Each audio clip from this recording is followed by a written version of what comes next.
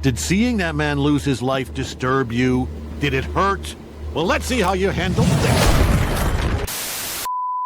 Omni-Man versus Homelander is still a very prevalent topic for some weird reason. Despite the creators of Invincible and The Boys agreeing that Omni-Man wins, this topic just can't seem to die down. So I've actually talked to Seth Rogen and Evan Goldberg about this.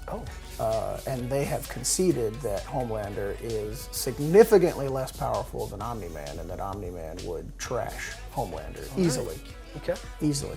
So instead of doing that done to death topic, what if we put Omni-Man against Homelander's entire team, the Seven? After all, Omni-Man is known best for slaughtering the world's greatest superhero team, which also has 7 members.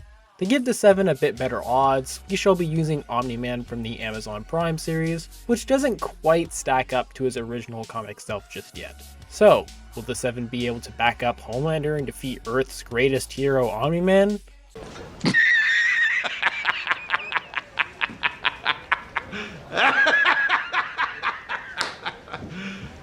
You serious? The 7 are a group of the world's strongest supes, all gathered together on one big superhero team. One of these supes, Queen Maeve, in the first scene of the show, stops an armored truck just by standing in place. He's just standing there, menacingly!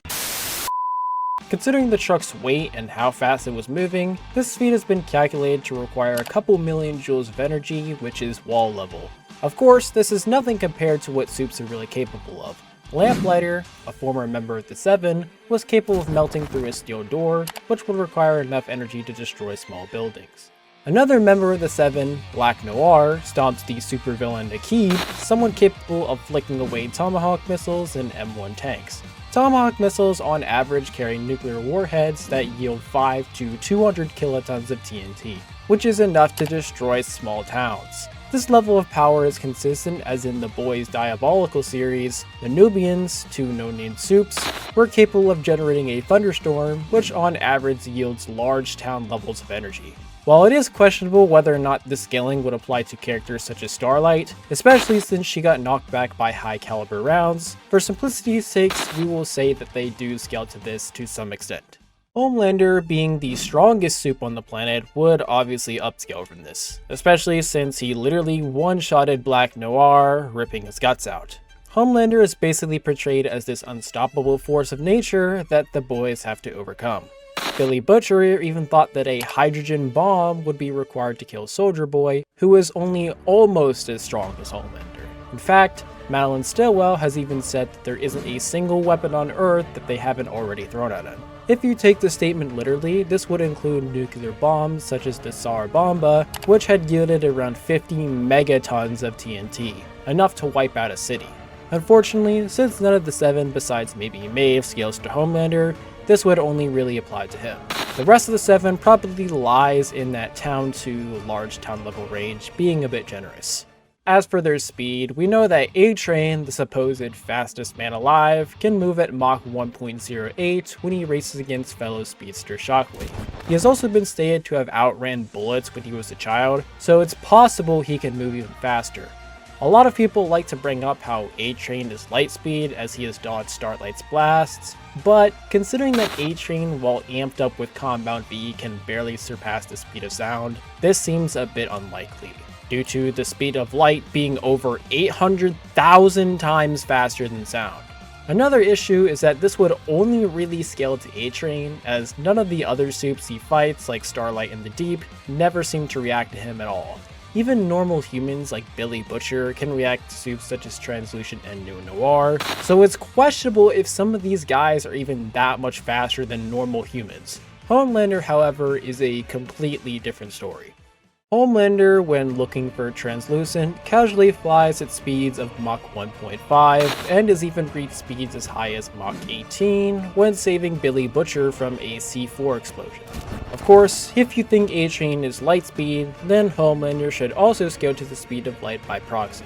But being a bit more realistic, I think it's way more consistent for him to be in that hypersonic range, which makes sense since Homelander also implies he's been to space before. Omni-Man is known as the strongest superhero on his planet and stands as a symbol of hope for civilians and as an absolute nightmare for his enemies. Being a Viltrumite, he is someone who is born to fight. Early on in the series, Omni-Man tells Mark how he once deflected an asteroid as big as Texas. This has been calced to require enough energy to destroy the entire moon, but to give the Seven any sort of chance here, let's just say the statement was just Nolan exaggerating. However, in this same scene, Mark also catches and deflects an asteroid, one big and fast enough to destroy entire mountains, and we all know how Omni-Man would treat Mark by this point.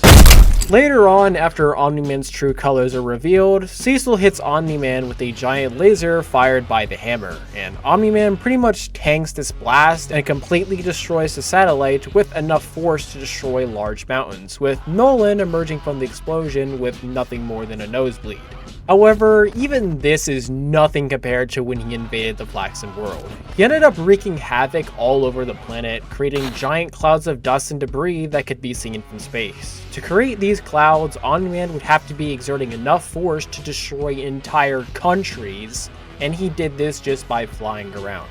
As for speed, the Verse's most well-known stat, we know Omni-Man has traveled to Thraxa, a planet located a few galaxies away from Earth. This would require Omni-Man to be moving over 30 million times the speed of light, but of course, people to this day still think it only applies to his travel speed, despite guys like Alan the Alien reacting to Viltrumite ships flying right past him. But even disregarding this, we know that Omni-Man, when zooming around the Flaxen world, was moving over 6,000 times the speed of sound, and considering how fast he was changing directions, this should scale to his combat speeds. This level of speed makes sense for him since Alan the Alien could react to Mark sending him into the moon at relativistic speeds, so Omni-Man, even without his infamous Thraxa feat, is still quite the speedster.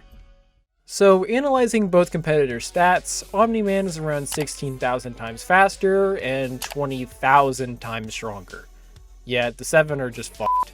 Even giving them the very questionable light speed scaling, Omni-Man would still be in their general tier and end up giving them the Red Rush treatment. The best the Seven could do is maybe see Omni-Man coming before they get slaughtered like the Guardians. The winner is Omni-Man. I hope you guys enjoyed this video, as this is my first time doing any boys content, so if you'd like to see more content on this series, then please let me know. Also, maybe you could go down and hit that little subscribe button. We are getting really close to 3,000 subscribers, and it would mean a lot for you guys to help me reach that goal.